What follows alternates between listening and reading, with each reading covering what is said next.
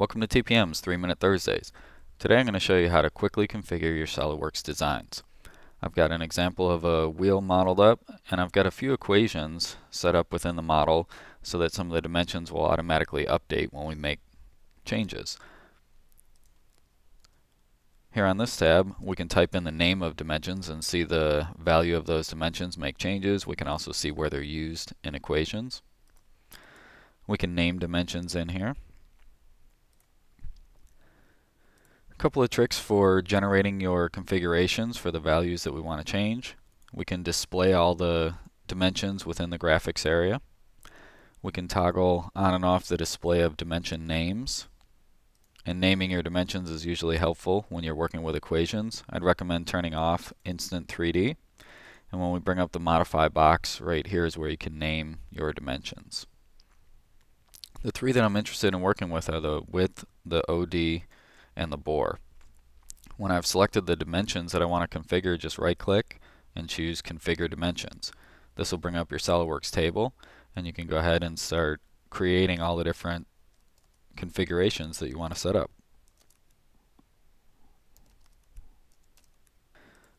Once you've set up your configurations, you can choose to rebuild all of the different configurations to get SOLIDWORKS to update. And optionally, we can enter in a name to save our table so that we can get back to this easily.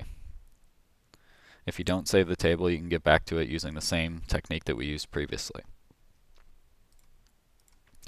Once we've created our configurations, another trick we can use is to double-click the left pane, double arrow, so that we can split the pane and drag this around so that we can see our configurations and our features at the same time.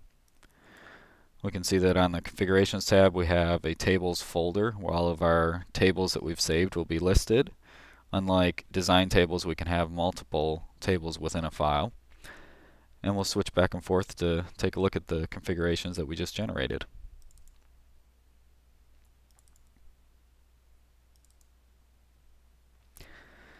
In much the same way, we can configure features as well. You can control select multiple features, right-click, and configure feature. That'll bring up a table to control the suppression state of a feature. If there's a dimensional value that you want to include, you can hit the little drop down and include the dimensional values in there as well. Or if we want to modify an existing table, we can right-click or double-click the table. And if we want to add any dimensions or features, we simply double-click the dimension or double-click the feature to add that to our table. Just remember to save the table if you've changed any of the columns that are being displayed. And that's how we easily configure our SOLIDWORKS files.